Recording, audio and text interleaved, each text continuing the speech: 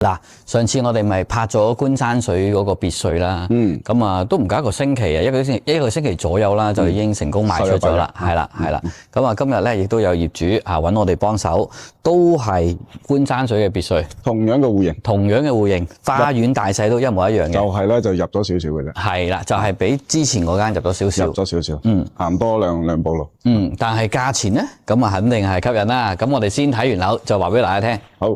嗱，其實佢呢度就好簡單嘅，呢個業主就冇太多花巧嘢嚇，佢而家都自己住緊嘅嚇，咁啊後邊呢啲都係佢哋嘅花園部分，咁啊入嚟我哋睇下嗰個廳先，因為業主又好中意收藏陳皮，係啦，你睇下呢啲啊，隨時貴過間屋，嗱呢個長輩房，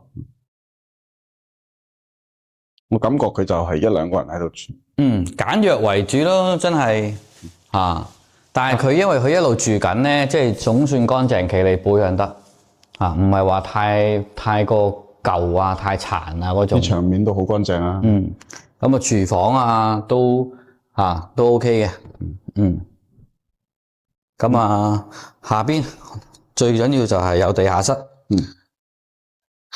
因為有時我哋去三鄉嗰邊拍咁多咧，好多都冇地下室，反而我哋觀山水呢邊咧就有地下室嘅。冇錯。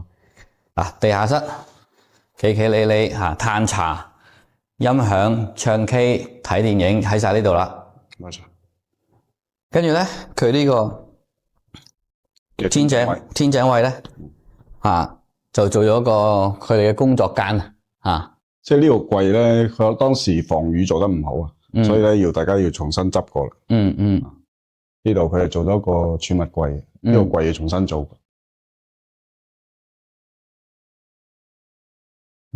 下邊有一間房啦，呢房都唔住人。呢個洗手間佢又冇坐廁嘅喎，好搞笑嘅喎。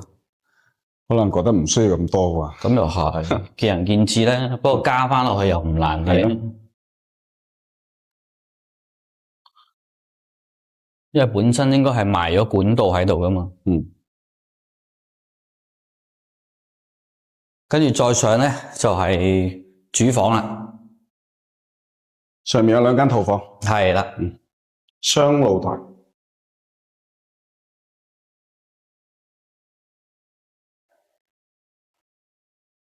啲房啊大間嘅真係，大間。哇！呢度仲收埋好多桶陳皮喎。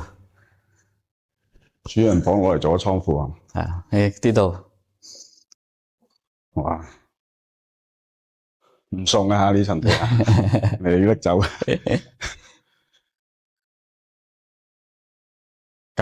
簡約為主咯。呢個唔簡約喎，呢個電子馬桶。係喎，佢呢個單位咧，即係近隔離個戶啊，所以佢呢間房係冇露台。所以就話之前嗰間好嘅地方就係多咗個露台。有辣有唔辣啦。反正我就覺得即係都係差唔多格局噶啦，冇錯，係少少唔同。冇錯。當然你話計裝修嗰邊可能就會覺得，即係好多朋友會覺得靚啲。咁其實呢啲裝修嘅嘢就可以再執嘅啫，係嘛？冇錯。咁反而喺個價錢上面，價錢擺一齊，吸引到大家。咁執一執去都唔難啦。我哋整10萬8萬，你重新執一執佢。好似新嘅咁樣啦。係啊。啱啊。冇錯。OK 啦，樓我哋睇完啦。呢個位都叫做單邊位係嘛？睇一睇。係啊，係單邊嘅。喺呢棟樓。呢啲真係舊世清幽。清幽㗎。係嘛？絕對。咁你話200萬出頭，而家開價200啫嘛。係啊，而家開價200咋。係啊。係啊。咁你仲有得傾㗎喎。冇錯啦。咁你諗下，你哪怕你就200，跟住使幾萬蚊翻新一下，該油嘅油，該補嘅補，係咪？